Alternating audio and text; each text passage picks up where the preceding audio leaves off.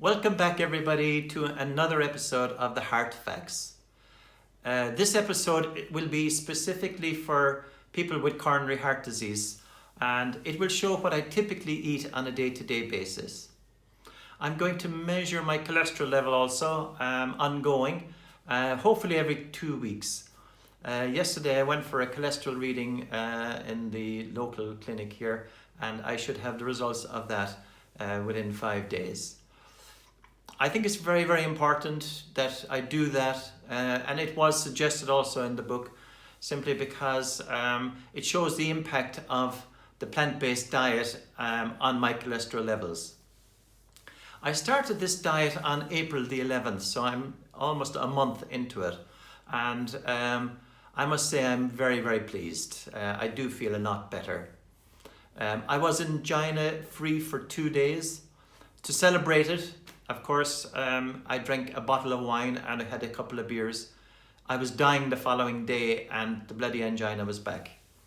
But now I'm back on track. I've been angina free again for the last 3 days. As far as I know, I'm the first person to track and report on this live. I just want to spread the word. And I want to be there as support for anybody who is in the same boat as I am and just needs support and or who wants to have a chat, because I know from experience over the last number of years that I could have done with somebody particularly who could empathize, to my situation as to where I was at the time. My goal is to get rid of my angina completely, and I want to try and make myself bulletproof from another heart attack. I've said it so many times before, I've got to get my cholesterol levels below 150 and my LDL below 50. Now, I am on statin cholesterol reducing drugs, but it has to be done in conjunction with the plant-based diet.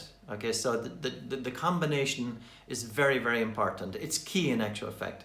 The reason being, the plant-based diet is high in nitric oxide, and the nitric oxide is what heals our endothelium.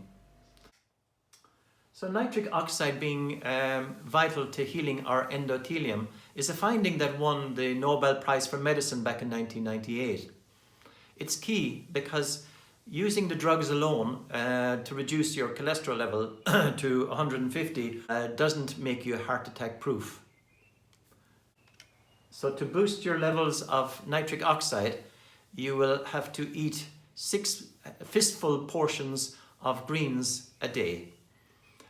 This can be done by either massaging the greens in lemon to soften them up, or else you can steam them for 5 minutes.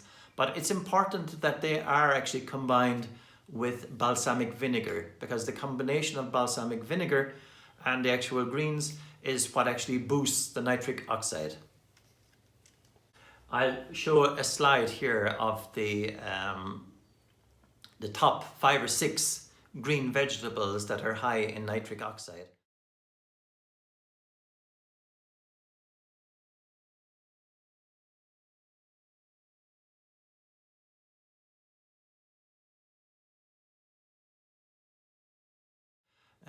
Also, there's a tiny little down arrow at the bottom of the screen here, in where you can actually have a description of this particular video, and I'll also post any links and menus associated with what I'll discuss today. I bake a simple soda bread almost every single morning, and it couldn't be simpler, believe you me, because before this lockdown, I never baked a loaf of bread in my whole life. I have porridge with papaya and blueberries, or I have porridge with banana and blueberries.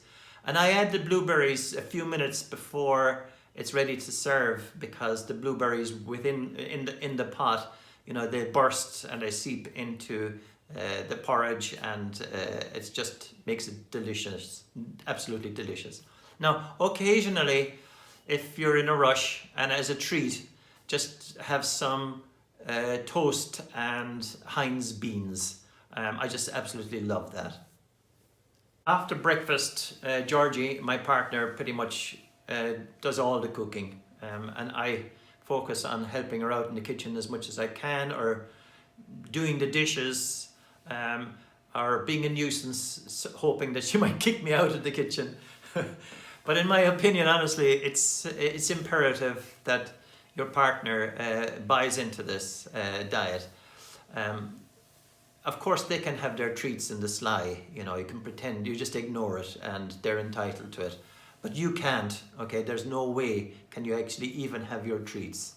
So, especially at the initial stages and when you're trying to get better and so on. Also, expect lots of resistance from friends and family. It's natural because everybody thinks they're eating healthy, their diet is really good. And don't worry about that. It can be, it's to be expected. So bully for them, but it's important that you just stick to your diet and what you're doing. Below here now, I'm going to show you a load of pictures of my favorite dishes. They're biased because I'm a paddy, so they probably have more spuds than people really want. But they're going to have alternative chips. They're going to have crushed potatoes and mushy peas. But they're just absolutely comfort. It's comfort food for me. Now, again, I have to emphasize that no avocado, no oils, and no nuts. Normally, as well, we eat organic as much as possible. But because of the lockdown, we haven't been able to go to the farmer's market, the organic farmer's market. And we're hoping that we'll be able to go to Coin next week, where the organic farmers market is held. So again, all of the menus and everything associated with this particular episode is in this little down arrow that I just discovered myself, just in case you don't know about it. So if you click in that down arrow, it'll have all the links and it'll have all the menus that you'll need. That's it for today. Please subscribe to The Heart Facts,